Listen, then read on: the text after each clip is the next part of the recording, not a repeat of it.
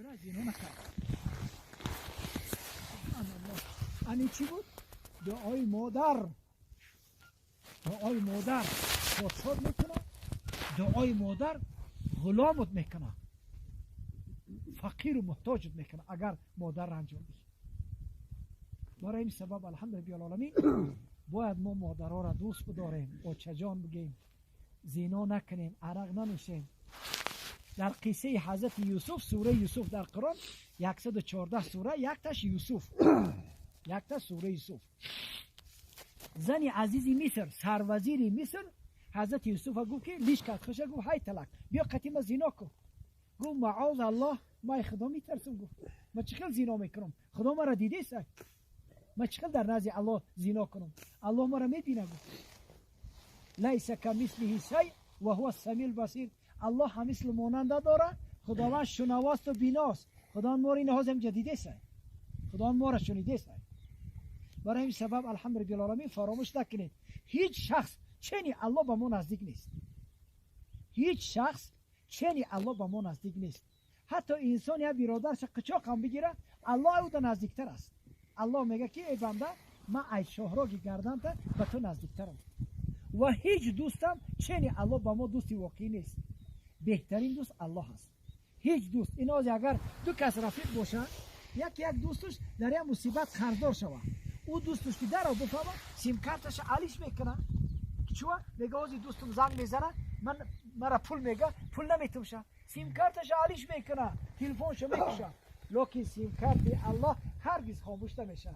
شبای روزای ساعتی 3 شبای الله بگو. الله چی میگه؟ لبیک بنده، چی پرابلم داری؟ چی کمبودی داری؟ ما کمبودی تا حل کنم. فرزند نداری؟ دعا کن مرا فرزندت میتون. بیمار داری؟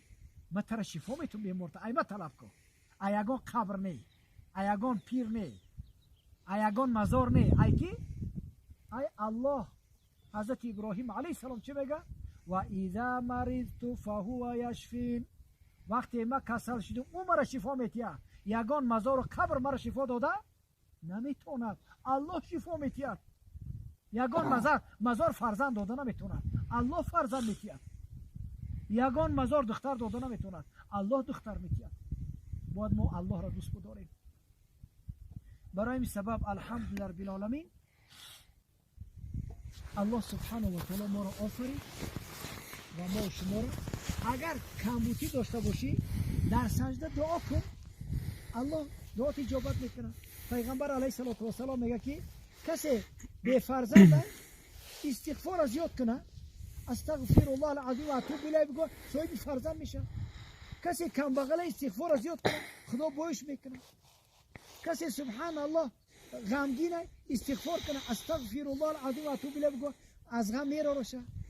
کسی غم و اندوه داره، کمبودی داره، استغفار کنه، الله از کمبودیاش خلاص میکنه. کمبودی در ما الله تیاره برای ما را آبرو دادن. ما بسوی الله بریم، الله ما را آبرو میده.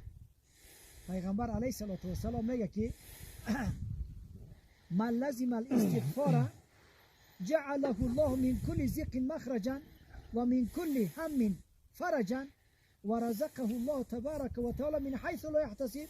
اگر کسی میگه استغفار بگو، استغفر الله العظیم و اتوب الیه بگو، الله میگه از تنگی میرورشه، از غم خرسندیش میبره و از مکان رزقش میتیه گمان نمیبرد. از یک جای رزقش میتیه الله که در فکرش نیست، الله از هم مکان رزقش میتیه. برای این سبب خداوند جل و علا ما و شما را چیکار کنه؟ حضرت یوسف چی میگه؟ معاذ الله، ما خدا میترسم، خدا ما را دیده سه، ما زنا نمیکنم. با این مردک ما در خدمت کشوی تو، ما چو در زنش خیانت کنم؟ نکن. گفت زندانت میکنم. گفت زندان برای ما خوبتر است از زنا ده. زندان برای ما خوبتر است از زنا ده. زندانش کرد. الله چیکار کرد؟ در زندان دو جوان زیبا دیدن، گفتن این آدم زیبا، بیا ما خواب دیدیم. گفت گپ زنی بچه جانو، چی خواب دیدی؟ یا تا گفت که ما خواب دیدم که در پاشا شراب ریخته‌شم.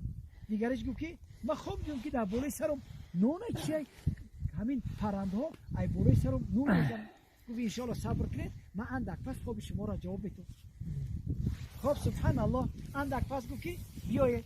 اون کسی گفت که خواب دیدم در پوشا شراب میریزن. گفت 3 روز پس تو آزاد میکنن میری در پوشا شراب میریزی. نه که فراموش نکن مرا بود که مرا بیگناه ترمه کردگم. ایشا گفت که خب این چی میشه؟ گفت تو 3 روز پس دور میکشم مغزای سطح پرنده میخورم. ایگو ما شوخی کردیم. گفت خب شوخی کردیم خواه حقیقت گفتید حالی شما همیه همی خیلیش کردن. ایشا بردن دور کشیدن اوشا بردن در پوشا شراب ریز کردن. ایادش برآمد ای بین چندین سالا گذشت پوشا خواب دید که 7 گوی فردی 7 گوی خراب میخورن و 7 خوشه قاق گندم در 7 خوشه پیچیده. پوشا گفت خود مرا تعبیر کنید. یکو ما نمیتونیم. بعد این کسی گفته بود که مرا فراموش نکن. یکو پوشا ما جوره دارم یوسف نام داره در تربت اجازت ما برم و خب الان خوب جواب میدم با اجازت دهید رفت یا یوسفی راستگو پوشا خیلی خوب دارم تو برم گوش که 7 سال چی میشه 7 سال بارانگری میشه بعد 7 سال دیگه خشکی میآید ذخیره کنم. بعد پوشا گفت برم بیار چی بودم میشه اومد گو نمیرم برای همون زنکا رو جمع کنم. ما گناه نکردم اون زنکا مرا به زنا دعوت کردم ما زنا گریختم. اومد همه زنای وزیرا رو جمع کرد گفت که کی یوسف به زنا دعوت کرد؟ زنی سروزیری مثل چی گفت ما به سوی زنا دعوت کردم و زنا نکرد. ای خدا میترسم عیبی ما بود ما به زنا دعوت کردم. خب بعد رفت گفت پادشاهی پیغمبرشی ها ای گناه گرفته غلام بود غلام فروخته شد. پادشاهی پیغمبرشی ای گناه گرفت. بعد ای بین چند سالا میگذره بعد زنی عزیزی مصر کمپیر شدگی گرفتگیش دروغ نگرفته.